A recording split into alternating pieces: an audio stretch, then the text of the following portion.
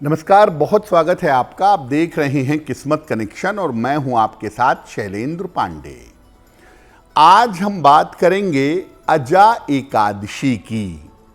अजा एकादशी का महत्व क्या है, अजा एकादशी का दान से क्या संबंध है और कौन सा दान करने से आपका कल्याण होगा, आपको लाभ होगा, इस विषय पर विस्तार से बात करेंगे।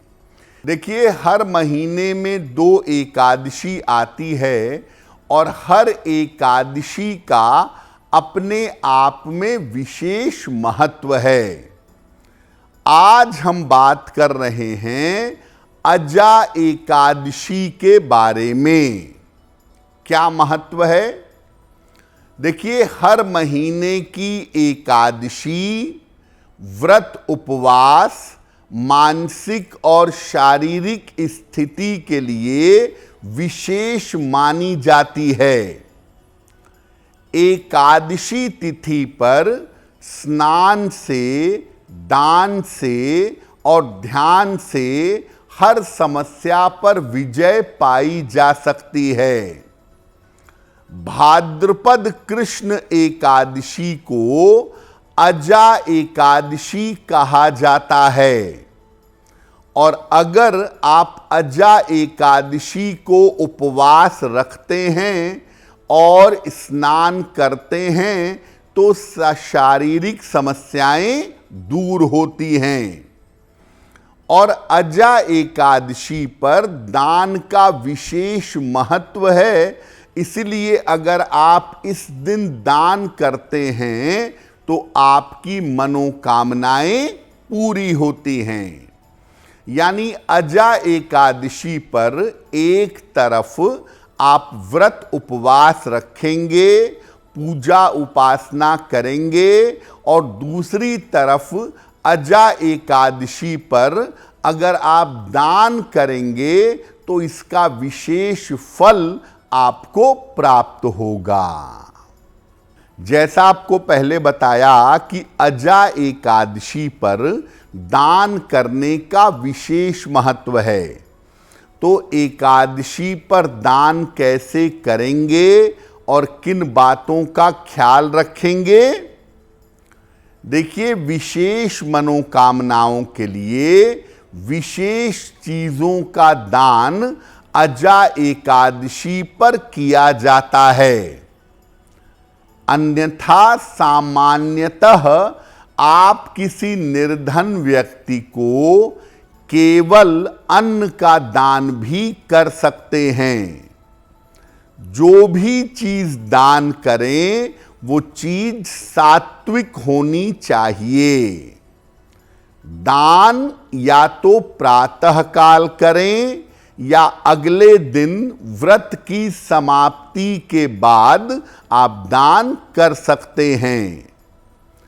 दान किसी निर्धन व्यक्ति को करें या किसी योग्य सात्विक सदाचारी ब्राह्मण को करें तो दान का लाभ आपको प्राप्त होगा। यानी कुल मिलाकर अजा एकादशी पर आप व्रत और उपवास रख सकते हैं, अधिक से अधिक पूजा उपासना कर सकते हैं, लेकिन अजा एकादशी पर किसी निर्धन व्यक्ति को दान करने से आपको विशेष फायदा हो सकता है। किस मनोकामना के लिए कौन सा दान करेंगे, इस पर आगे चर्चा करेंगे, लेकिन आपको बता दें कि कार्यक्रम के अंत में हम बताएंगे एक लकी टिप के बारे में और एक सक्सेस मंत्र के बारे में। अब आपको बताते हैं कि अजा एकादशी पर विशेष मनोकामनाओं के लिए किन विशेष चीजों का दान किया जाएगा। अगर आपको स्वास्थ्य की समस्या है, सेहत की समस्या से परेशान हैं, तो अजा एकादशी पर किसी निर्धन व्यक्ति को अन्न का दान करें। चावल, गेहूं, जैसा भी संभव हो आटा, अनाज, अन्न का दान करने से स्वास्थ्य में सुधार होगा। अगर आर्थिक समस्या है कोई, तो वस्त्र का, जूते का या छाते का दान करना आपके लिए बहुत बेहतर होगा।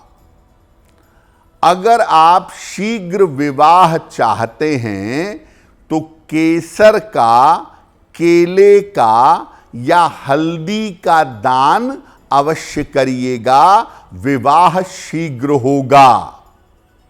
वाद विवाद से मुक्ति चाहते हैं, किसी मुकदमे से छुटकारा चाहते हैं, तो मीठी चीजों का दान करिएगा, खास तौर से गुड़ का।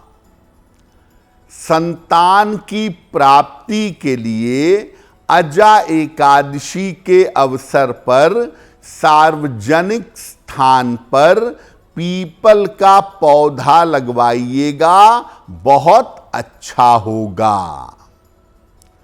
तो फिर मैं बता दूं कि अजा एकादशी पर आप व्रत रखें, आप उपवास करें, भगवान का ध्यान करें, उनके मंत्रों का जप करें, लेकिन किसी निर्धन व्यक्ति को अन्न का, वस्त्र का दान करना बहुत शुभ रहेगा। अब ये जानते हैं कि अजा एकादशी पर किन मंत्रों का जप करना आपके लिए शुभ होगा। स्क्रीन पर देखिए, अलग अलग विशेष मंत्र आप अजा एकादशी पर जप सकते हैं। पहला मंत्र, ओम उपेंद्राय नमः। ओम उपेंद्राय नमः। दूसरा मंत्र आप जप सकते हैं, ओम नमो नारायणाय। ओम नमो नारायणाय। और तीसरा शुभता लाने वाला मंगलमय मंत्र है, मंगलम भगवान विष्णु, मंगलम गरुड़ध्वजः। मंगलम भगवान विष्णु, मंगलम गरुड़ध्वजः, मंगलम पुंडरीकाक्ष, मंगलाय तनोहरि। मंगलम पुंडरीकाक्ष, मंगलाय तनोहरि। किसी भी मंत्र का जप कर लें। अजा एकादशी पर सुबह शाम दोनों समय थोड़ी पूजा करिएगा। और विष्णु सहस्त्र नाम, अगर इसका पाठ आप एकादशी की तिथि पर कर पाएं तो निश्चित रूप से आपको लाभ होगा।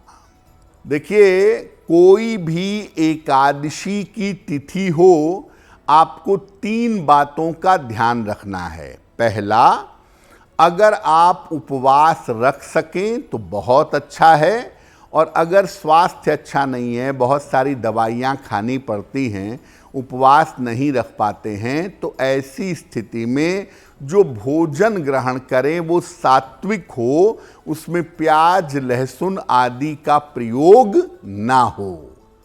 दूसरा, एकादशी का व्रत रखने के साथ या पूजा के साथ दिन भर में ज़्यादा से ज़्यादा भगवान विष्णु की या अपने इष्ट देव की अगर आप पूजा करें तो आपको लाभ होगा।